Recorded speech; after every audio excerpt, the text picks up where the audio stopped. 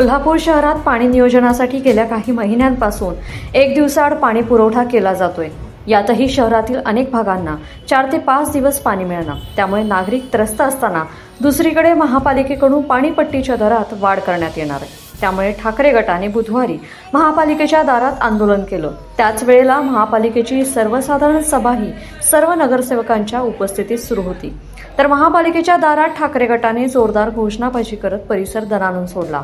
कोल्हापूर महानगरपालिकेच्या दारात ठाकरे गटाचे उपनेते संजय पवार आणि जिल्हाप्रमुख विराज पाटील यांच्या नेतृत्वाखाली आंदोलन करण्यात आले। शहराच्या पाणी पुरवठ्याचे 3:13 वाजले असताना दुसरीकडे पाण्याची चोरी होत असताना दरवाढ कशासाठी असा सवाल ठाकरे गटाने यावेळेला उपस्थित केला।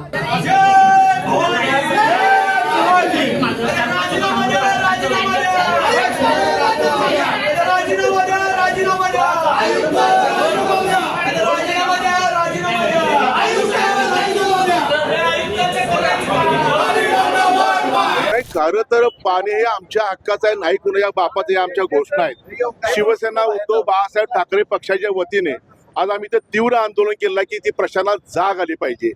कुणीतरी येणार, आपले स्टार वाढवायचा प्रयत्न करणार आणि कर लादून निघून जाणार।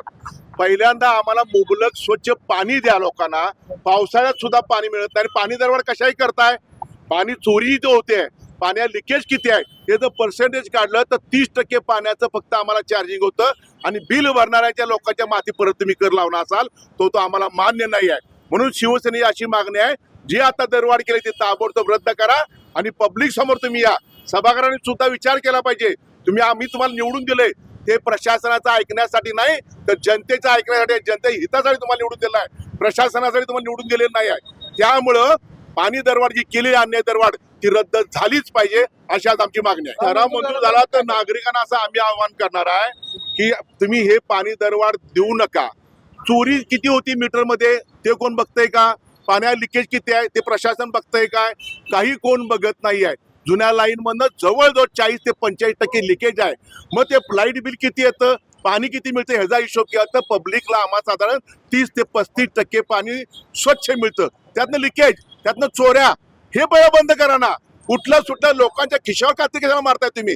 ताबडतोब बंद करा, नाही तर पब्लिकला विनंती करीन तुम्ही कुणीही पाणी दरवाढची बिल देऊ नका असं आम्ही आज आग्रह करणार नागरिकांना। जर कोण आलंच तर आम्हाला सांगा, आम्ही तुमच्याबरोबर आहोत। एक तर सगळ्यात पहिल्यांदा आयुक्त साहेब कोल्हापूरसाठी चांगलं काम करतात। खरं चुकीचं काम ज्यावेळी करतील त्यावेळी शिवसेना रस्त्यावर उतरून त्यांना विरोध करणार आहे।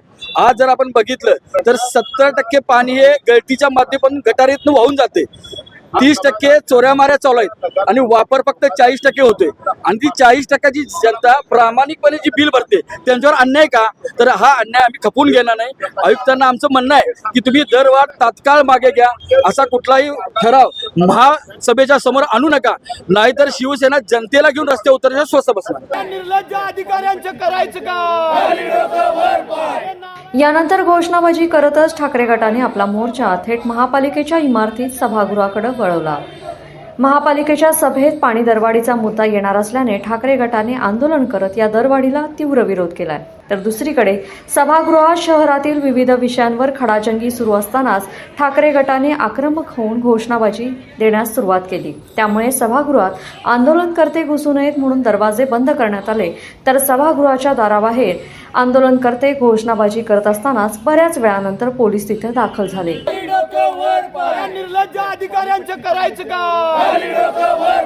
नालायक अधिकाऱ्यांचं करायचं का? निर्लज्ज अधिकाऱ्यांचं करायचं का? महापालिका अधिकारी कोण रे? आक्रमक झालेले शिवसैनिक महापालिकेच्या सभागृहाबाहेर घोषणाबाजी करत होते। यानंतर जलअभियंता हर्षजित खडके यांना सभागृहाच्या बाहेर बोलावून त्यांना घेराव घालण्यात आला।